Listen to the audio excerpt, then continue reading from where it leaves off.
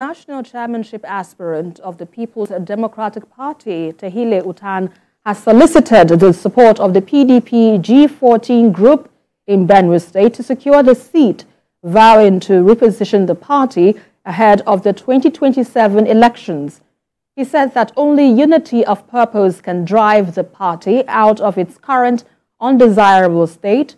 Addressing stakeholders in Makurdi, Mr. Utaan said the position of the national chairman of the party was zoned to north-central Nigeria, in which Ihocha Ayu was elected. In his remarks, the leader of the G14, Laha Dzeva, the immediate past acting state chairman of the PDP, Isaac Mfo, commended the aspirant for finding the G14 group worthy of consultation over his ambition, as they charge him to focus on uniting the party. Nigerians are yearning for the PDP to return to power or governance in Nigeria.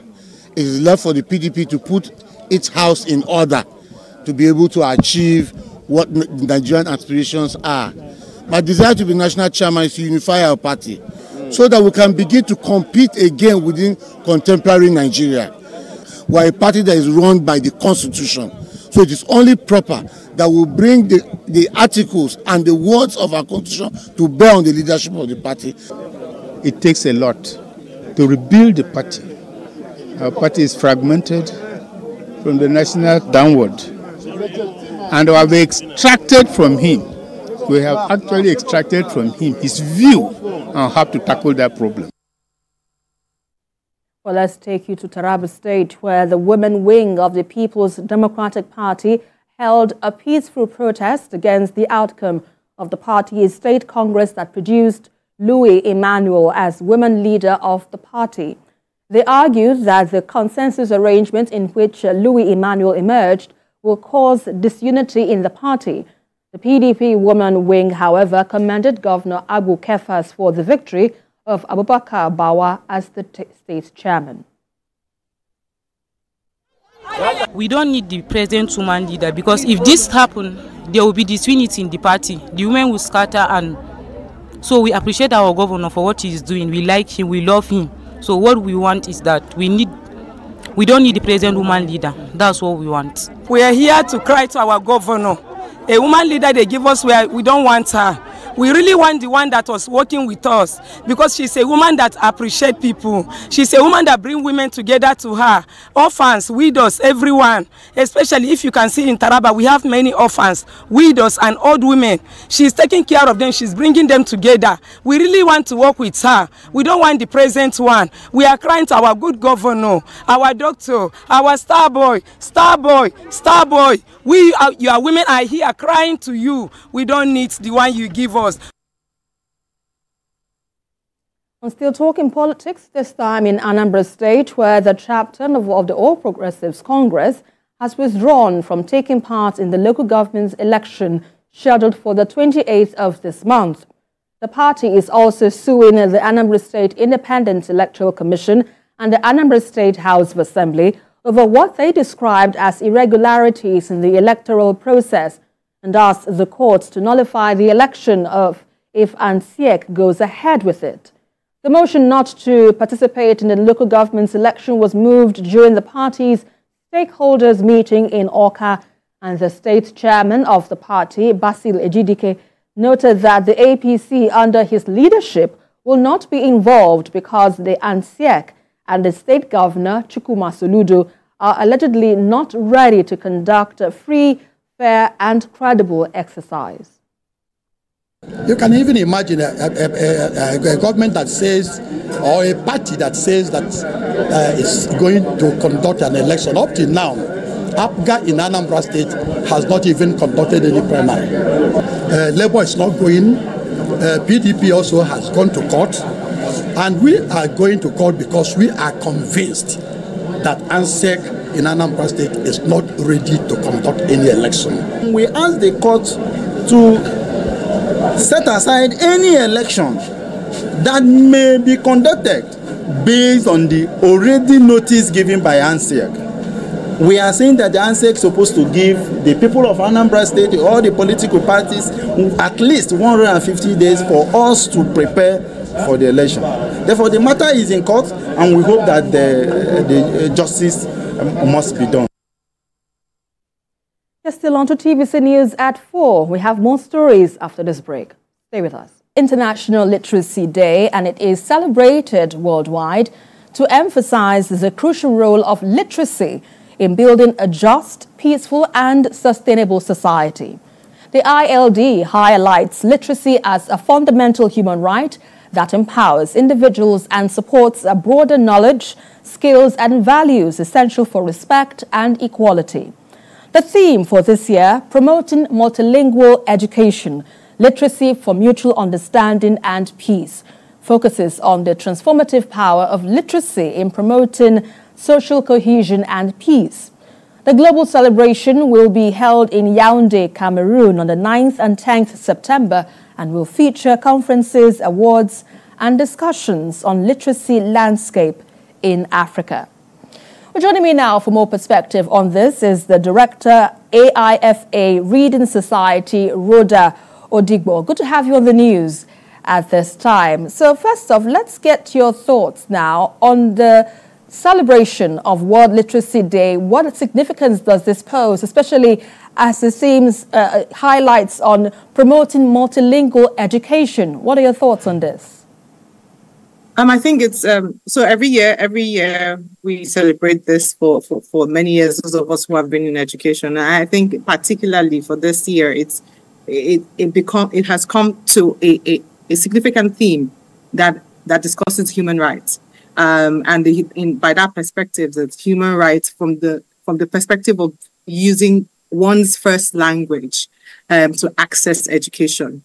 And so any barrier towards access is what this year's theme is really focused on. And it's one that is required to address also the global literacy challenges, one of which is an access issue, especially in multilingual contexts where countries have largely picked one foreign language as their official language. And so this particular year's theme is quite poised to help us to begin to deliver on what the strategies are for eliminating those barriers to education. And in addressing this barrier, we understand that in Nigeria particularly, we have about 10 million children that are out of school, and this poses a gap in terms of literacy for those who need it at the most. For instance, those in the northern region, particularly who are affected by the insurgency. Talk to us on how you think we can close this gap, you know, taking in a cue of what this day celebrates, World Literacy Day. I mean, there are specific things that a number of people have started to do in closing the gaps. There's something we say in education is really about integration. And so when we think about integration, we say, look, when you get into the classrooms and you start to teach, whatever you want to do with that, ensure that you use the language of the environment to explain whatever you're teaching. And it's as simple as that. It's really as simple as the educators and the education system enabling those who deliver on education initiatives to open up that access, to ensure that the language that is the immediate language of the environment is used in the classroom. And it's not to say that it must always be, again, multilingualism has many benefits. There's cognitive benefits, which says that students tend to have improved cognitive flexibility, because when you learn multiple languages, it enhances those cognitive skills like problem solving and critical thinking, and also multitasking. So it's as simple as going into the schools, even if you have a textbook that is in English language, being able to use that language, that is having the people and the structure that enables you, whoever is delivering on the learning, to use the language that the students can understand. And that way, even children that are out of school and initiatives that are addressing out of school issues can also help to use the same medium and bring the students back to some form of learning wherever they find themselves. Yeah, it's a very good way you put it there. But, you know, there are some hindrances to this. For instance, we have culture, we have belief systems. So how can we navigate this challenge, particularly in those areas where they see education as not for everyone? And so in this case now, multilingual in this aspect, it's seen as though as a way out of this situation. But how much more do you think, or what kind of strategies do you think can be implemented to ensure that everyone gets the basic education? So it's one of the things that I often like to share is that I don't know that it's always true that students don't want to or students and their families don't want their children to get an education. I think what needs to happen is, in general, just to present the education offerings in the format that the people can use. So it is not always the case that everyone must be every student in this country must go through the formal 9 to 8 to 2 education system. So there are other forms where, for example, school is far from home.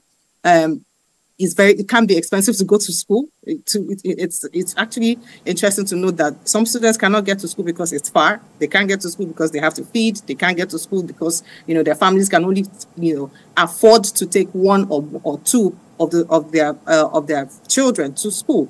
And so we need to take, first of all, making the offering of education palatable, for lack of better words, to families. I know that there are in some countries that a number of things have been tried. I think in Bangladesh and a few other countries where, you know, there is this exchange for skill and work. For every time you attend a targeted program that is addressing literacy or closing the out-of-school gaps. So there are multiple initiatives that could be tried.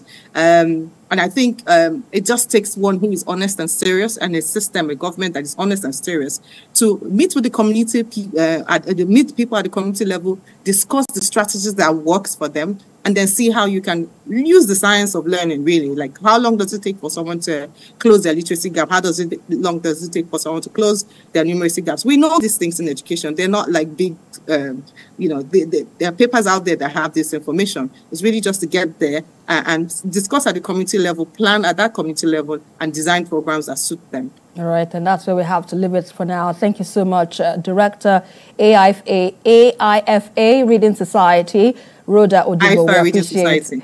All right, thank you so much for your time with us on the news.